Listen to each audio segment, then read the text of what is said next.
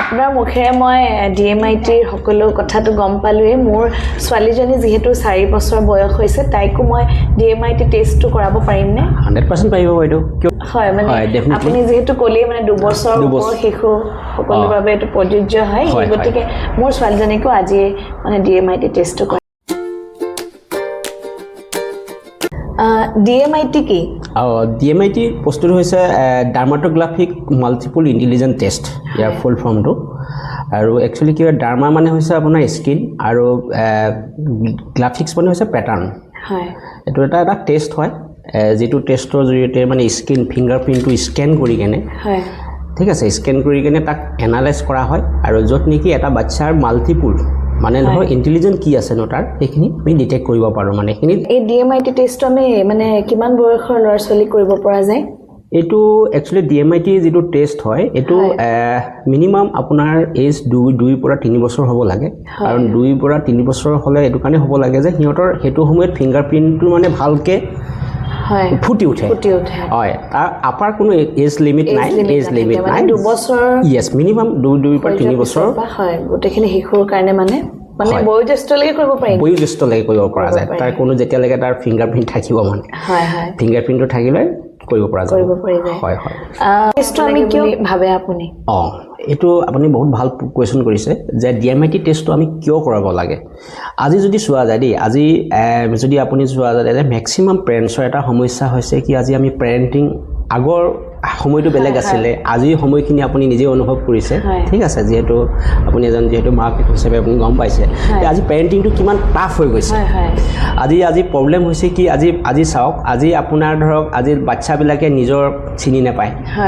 আৰু মাকে হিহঁতৰ বিহেভিয়াৰ বিলাক বুজি নাপায় আজি এটা কাইলৈ এটা গতি কি এটা মিছ আন্ডাৰষ্টেণ্ডিং হয় এটা ডাঙৰ এটা গেপ থাকি যায় যাৰ বাবে কি হয় পেৰেন্টিংত কৰবাত নহয় কৰবাত আমাৰ এটা গেপ ৰৈ যায় যাৰ বাবে আপুনি হয়তো এনেকুৱা হয়তো আপোনাৰ এনেকুৱা ভাব হৈ যায় যে মোক কৰবাত কিবা এটা মোৰে গণ্ডগোল হৈছে নেকি মোৰে ভুল হৈছে নেকি নে তাৰে ভুল এই বস্তুটো কনফিউজ এটা থাকে গতিকে এই বস্তুটো এই যেটো গেপ এই গেপটো যদি আপুনি যদি দূৰ কৰিব বিচাৰে বা এটো যদি আপুনি এই সমস্যাটো যদি সমাধান কৰিব বিচাৰিছে এটা DMIT যেটো টুলস ই 100% আপোনাৰ কি কৰিব এটা সাইন্টিফিকলি আপোনাক এটা মানে এটা প্ৰবলেমটো মানে সলিউশনৰ কাৰণে এটা ৰাস্তা দিব যেটো জৰিয়তে আপুনি মই কৈছো 100% নহলো আপুনি 90% আপোনাৰ সন্তানটোৰ সম্পৰ্কে আপুনি জানি যাব বহু কথা জানিব পাৰিম হয় আৰু যেতিয়া আপুনি জানিব তাৰ লগত যেটো ৰিলেশনশিপ সেই ৰিলেশনশিপটো বহুত ষ্ট্ৰং হয় কাৰণ এতিয়া নাই কি আমি বহুত 300+ ষ্টুডেন্ট টিচাৰ আমি এতিয়ালৈকে আজি 3 মাহত 300ৰ ওপৰত আমি কাউন্সেলিং কৰিছো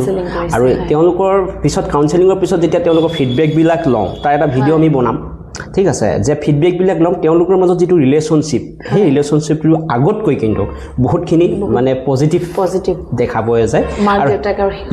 আৰু হেতু কাৰণে মই ভাবো কি প্ৰতিগৰাকী মাক দেউতাকে এইটো DMIT টেষ্ট কৰাটো খুবই প্ৰয়োজন হয় DMIT টেষ্টৰ জৰিয়তে তাৰ লাৰ্নিং ষ্টাইল কেনেকুৱা এতিয়া কিছুমান ল'ৰা-ছোৱালীয়ে কি হয় কিছুমানে শুনি শিকে কিছুমানে দেখি শিকে কিছুমানে কৰি শিকে এতিয়া একচুৱেল আপোনাৰ বাচ্চাটোৰ মানে ধৰক বাচ্চাটোৰ তাৰ লাৰ্নিং ষ্টাইলটো কেনেকুৱা কোনটো ষ্টাইলত পঢ়ালে তাক হি বুজিব সোনকালে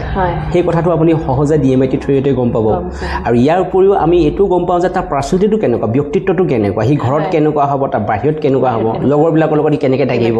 মাক দেউতাকে যদি এটো গম পায় যে হি কেনেকুৱা একচুৱেলি মানুহটো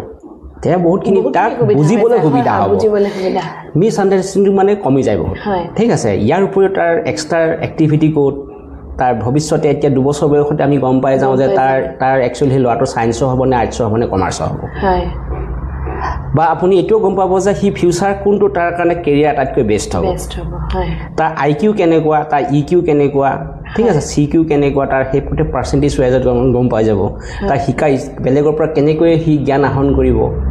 সেই কথাখিনি আপুনি সহজে গম পাই যাব মানে DMIT এনেকুৱা এটা বস্তু মই কৈছো যি নেকি মাক দেউতাকে যিখিনি কথা গম নাপায় ইতিমধ্যে গম নাপায় DMIT টেষ্ট কাউন্সেলিংৰ পাছত তেওঁ মানে এটা কনফিডেন্স মানে বহুতখিনি তাৰ মানে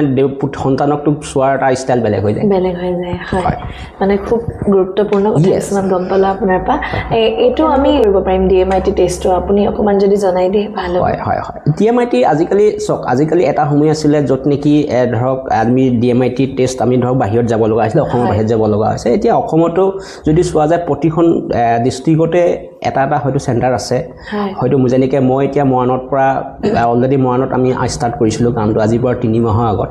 ঠিক আছে আমাৰ মৰাণত পেটুৱা দলঙতে আছে আমাৰ অফিচটো ঠিক আছে পেটুৱা দলঙতে আমাৰ অফিচটো আছে ইয়াতে অফিচ আছে আমি ইয়াৰ পৰা এতিয়া অনলাইন অফলাইন দুয়োটাই চলাই আছোঁ এতিয়া যদি এজন মানুহে ব্যক্তি এজনে যদি আমাৰ পৰা ধৰক বহুত দূৰত আছে 500 কিলোমিটাৰ দূৰত আছে তেওঁ আমাৰ অফিচলৈ অহাৰ কোনো প্ৰয়োজন নাই তেওঁ কি কৰিব লাগিব অনলাইন তেওঁ ঘৰতে থাকিব ঠিক আছে তেওঁ ঘৰৰ পৰাই আমি কি কৰিব পাৰোঁ আমাৰ ধৰক যদি আমাৰ যিটো নম্বৰ আছে আমাৰ অফিচৰ নম্বৰত ফোন কৰিলে বাছ ফোন কৰি পিনি এপইণ্টমেণ্ট এটা ল'লে আৰু তেওঁ ঘৰৰ পৰাই ফিংগাৰপ্ৰিণ্টটো লোৱাৰ আমাৰ ব্যৱস্থা আছে তেওঁ ৰিপৰ্ট ঘৰতে পাই যাব আৰু কাউন্সেলিং আমি অনলাইনে কৰি আছোঁ কাউন্সেলিং ৰিপৰ্টো তেওঁ ঘৰতে পাব ঘৰত বহি হাৰ্ড কপিও পাই যাব ঘৰত আৰু অফ কপিও পাই যাব লগে লগে অফিচলৈ অহাৰ প্ৰয়োজন নাই তেওঁ ঘৰৰ পৰাই কাউন্সেলিং কৰিব পাৰিব ঘৰৰ পৰাই ফিংগাৰপ্ৰিণ্ট দিব পাৰিব কাৰণ মানে ধুনীয়া এটা সুবিধা আছে আৰু যিসকল আমাৰ ওচৰ মৰাণৰ আশে পাশে যিবিলাক আছে শিৱসাগৰ ডিব্ৰুগড় যিবিলাক আহিব পাৰে ফিজিকেলি তেওঁলোকেতো মষ্ট ৱেলকাম আৰু কেনেকুৱা ধৰণৰ খৰচ পাতি হয় DMIT টেষ্টত হয় এতিয়া ইয়াত এটা খৰচ আছে কাৰণ কেলৈ প্ৰথম কথাটো হ'ল কি আমি যেতিয়া ফিংগাৰপ্ৰিণ্ট লওঁ ঠিক আছে এটা ল'বৰ কাৰণে আমাৰ ষ্টাফ ধৰক আছে বা সেই ফিংগাৰপ্ৰিণ্টটো লোৱাৰ পিছত এনালাইজ আমি কৰিব লগা হয় বহুতখিনি ষ্টাডি কৰিব লগা হয় আৰু সেই বস্তুটো এবাৰ ক্ৰছ চেকৰ কাৰণে আমি দিল্লীলৈ এবাৰ পঠিয়াব লগা হয় এপ্ৰুভৰ কাৰণে লেবলৈ পঠাব লগা হয় গতিকে এটা দীঘলীয়া প্ৰচেছ হয় এবাৰ মানে কি হয় এই বস্তুটো এইটো কাৰণে আমি কৰোঁ এইটো নকৰিলেও হয় আজি আমাৰ ইয়াতে চব সকলো হৈ যায় কিন্তু এনেকুৱা যাতে কাৰোৰ যাতে মিছগাইড নহওক যাতে আমাৰ এটা ভুলৰ বাবে এটা বাচ্চাৰ যাতে কেৰিয়াৰ ট্ৰেকটো যাতে মানে ভুল দিশত নাযায় সেইটো কাৰণে আমি কি কৰোঁ আমি এসপ্তাহ সময় লওঁ এটা ৰিপৰ্ট আমি জেনেৰেট কৰিবৰ কাৰণে 1 উইকছ টাইম লওঁ কিয় লওঁ কাৰণ কেলৈ আমি ভালকৈ এই বস্তুটো ষ্টাডি কৰোঁ যাতে 100% একুৰেচিৰ সৈতে আমি দিব পাৰোঁ যাতে আমাৰ ক্ষেত্ৰত যাতে 1%টো যাতে এটা এৰৰ নাথাকক আমি সেইটো কাৰণে আমি সদায় প্ৰতিভা সন্ধানী সদায় মানে চেষ্টা কৰি আহিছে আৰু সেইটো কাৰণে আমি এসপ্তাহ টাইম লওঁ আৰু লগে লগে ৰিপৰ্টটো জেনেৰেট এসপ্তাহ টাইম লওঁ আৰু ইয়াৰ যিটো খৰচ হয় আপুনি যদি চোৱা যায় দুটা ৰিপৰ্ট আছে আমাৰ এটা মিনি ৰিপৰ্ট আৰু এটা হৈছে লাইফ টাইম ৰিপৰ্ট মিনি ৰিপৰ্টটো 1500 আৰু যিটো লাইফ টাইম য'ত নেকি কেৰিয়াৰ য'ত নেকি ষ্ট্ৰীম চিলেকশ্যন এইবিলাক সকলো থাকিব যিটো এবাৰ বনোৱাৰ পাছত আৰু লাইফত আৰু বনাব নালাগে সেইটো খৰচা এনেই বেলেগে বা এইটো এনেই 5000 হয় কিন্তু আমি এতিয়া যিহেতু আমি নতুন গতিকে আমি 3000 টকাত আমি সেইটো বনাই আছোঁ ৰিপৰ্ট 3000 আৰু যেতিয়া নেকি তেওঁ প্ৰথম ফিংগাৰপ্ৰিণ্ট দিব তেতিয়া গোটেই পে'মেণ্টটো আমাক কৰিব নালাগে মাত্ৰ 500 পে' কৰিব ঠিক আছে 500 পে' কৰিলে আৰু বাকী যেতিয়া এসপ্তাহ পাছত ৰিপৰ্ট জেনেৰেট হ'ব বাকী বেলেঞ্চ এমাউণ্টটো সেই তেতিয়া পে'মেণ্ট কৰিব পে'মেণ্ট কৰিব যেতিয়া কাউন্সেলিং হ'ব মানে কিছুমান অভিভাৱকে ধৰক এই DMIT টেষ্টটো কৰিবলৈ ইমান আগ্ৰহী নহয় তেওঁলোকৰ বাবে আপুনি কেনে ধৰণৰ মানে বাৰ্তা হয় চাওক কথাটো এনেকুৱা হয় যেনেকৈ ধৰক প্ৰতি ক্ষেত্ৰতে বাইদেউ প্ৰতি ক্ষেত্ৰতে আপুনি যদি চোৱা যায় যেনেকৈ ধৰক এতিয়া পেৰেণ্টছৰ ক্ষেত্ৰতে পেৰেণ্টছ যদি আমি চাওঁ এতিয়া কাৰণ মোৰ আজি জাষ্ট বেছিদিন অভিজ্ঞতা নাই 3 মাহৰ অভিজ্ঞতা মোৰ অভিজ্ঞতাৰ ফালৰ পৰা কওঁ এতিয়া যদি মই চাওঁ যে দুই ধৰণৰ ধৰক পেৰেণ্টছ থাকে পেৰেণ্টছ পাইছোঁ ঠিক আছে এক ধৰণৰ পেৰেণ্টছ আছে যি নেকি ভাবে সকলো ভাগ্যৰ ওপৰত এৰি দিয়ে ভাগ্যৰ ওপৰত যে মোৰ ল'ৰাটোৰ সন্তানত যি আছে হ'ব ভাগ্যত যি আছে সেইটোৱে হ'ব মই আৰু DMIT কৰিব লাগে কিয় এইটোতো এক্সট্ৰা খৰচ 3000 টকা এটা মোৰ এটা খৰচা হ'ব মোৰ ঠিক আছে তেওঁলোকে যেতিয়া সন্তানটো আপুনি চাব যেতিয়ালৈকে সন্তানটো তেওঁলোকৰ ভবাৰ মতে নহ'ব তেতিয়া কি কৰিব পিছত তেওঁ সন্তানটোক দুখ দিব আৰু শেষত কি হ'ব এটা সময়ত ভাগ্যকে দুখ দিব তেওঁলোকক আপুনি মন চেঞ্জ কৰিব নোৱাৰে তেওঁলোকে সেইটোৱে চিন্তাধাৰা তেওঁলোকে তেনেধৰণে চিন্তা কৰে আৰু এক ধৰণৰ পেৰেণ্ট পাইছোঁ যিসকল মই এতিয়ালৈকে 300+ ক'লোঁ নহয় আপোনাৰ 300ৰ পৰা আজি 3 মাহত 300ৰ ওপৰত আমি কাউন্সেলিং কৰিলোঁ সেই যিসকল পেৰেণ্টছ তেওঁলোক বহুত দূৰদৰ্শী তেওঁলোকে মানে সন্তানৰ ভৱিষ্যতে এটা সন্তান গঢ়িবৰ কাৰণে তেওঁ যিমান চেষ্টা কৰিব লাগে সকলো কৰিব তেওঁলোকে কোনো এক্সকিউজ নচলিব যদি দেখিছোঁ যে DMIT বস্তুটো ইম্পৰ্টেণ্ট তাত আৰু তেওঁলোকে এই যিটো DMIT ৰিপৰ্ট যিটো 3000 টকা এইটো খৰচ বুলি নাভাবে তেওঁলোকে বিনিয়োগ কৰিছে তেওঁলোকৰ ইনভেষ্টমেণ্ট সন্তানটোৰ নামত কৰা এটা ইনভেষ্টমেণ্ট আৰু তেওঁলোক সঁচাকৈ বহুত দূৰদৰ্শী আৰু তেওঁলোকক মই ৰেচপেক্ট কৰোঁ কিয়নো তেওঁলোকে কাৰণ চাওক আজি বৰ্তমান টেকন'লজিৰ যুগ বাইদেউ যদি টেকন'লজি ক'ৰ পৰা ক'লৈ গৈছিলে এটা সময়ত আছিলে হয়তো আমাৰ এইবিলাক নাছিলে বা ময়ো আনকি এটলিষ্ট আমাৰ দিনত সেইবিলাক নাছিলে ময়ো কৰা নাছিলোঁ কিন্তু এতিয়া বৰ্তমান যুগ সলনি হৈছে আজি বাচ্চাবিলাকৰ আপুনি চাওক কিমান এটি এডভান্স গতিকে এয'ত সেইসকল তেনেকুৱা ধৰক এখন পেৰেণ্টছ আছে যি নেকি এইটো সদায় ইনভেষ্টমেণ্ট হিচাপে ভাবে বিনিয়োগ বুলিও ভাবে গতিকে তেনেকুৱা কথা প্ৰত্যেকৰে যিহেতু মানে আমি DMITৰ জৰিয়তে যদি ইমানখিনি কথা জানিব পাৰোঁ সেইটো আচলতে আমাৰ কাৰণে বহুত ডাঙৰ কথা এটি শিশুৰ মানে গোটেইখিনি বৈশিষ্ট্য আমি জানি ল'ব পাৰিলে মাক দেউতাকৰ মানে বহু ক্ষেত্ৰত উপকাৰী হ'ব সেইটো গতিকে তেনেকুৱা ধৰণৰ আৰু মানে তেওঁ দুজন বন্ধু আহিছিলে ধৰক এজনে তেওঁৰ সন্তানটো কৰাইছে আৰু এজনে মানে কৰা নাই তাৰপৰা তেখেতে ইজনে কৈছে যে তোমাৰ সন্তানটোক তুমি DMIT নকৰা নেকি তেতিয়া তেওঁ সেই কৈছে যে যি হ'ব ভাগ্যত যি আছে সেইটোৱে হ'ব আৰু এইবিলাক কেলৈ কৰাব লাগে তেতিয়া যেতিয়া নেকি ফিংগাৰপ্ৰিণ্ট লৈ শেষ হৈ গ'ল শেষ হোৱাৰ পাছত সেই বন্ধুজনক সেই ছাইডত বহি পিনি মানে তেখেতে ইজনক কৈছে বন্ধু মই মোৰ কামত ব্যস্ত আছোঁ চবে নিজৰ কামত ব্যস্ত আছে ইজনক কৈছে চা বন্ধু ইজনক কৈছে মানে যে চা বন্ধু মানে মোৰ কথা খাই মানে মোক বহুত হাৰ্টত লাগিলে মানে কথাটো মই কৈছোঁ যে মই একচুৱেলি মই কামটো ভাল কৰিছোঁ নে নাই তেতিয়া মই ভাবিছোঁ যে মই ৰাইট ট্ৰেকতে গৈ আছোঁ মোৰ নিজৰ ক্ষেত্ৰতো ভাবিছোঁ যে DMIT কৰি মই ভাল কাম কৰিছোঁ নে নাই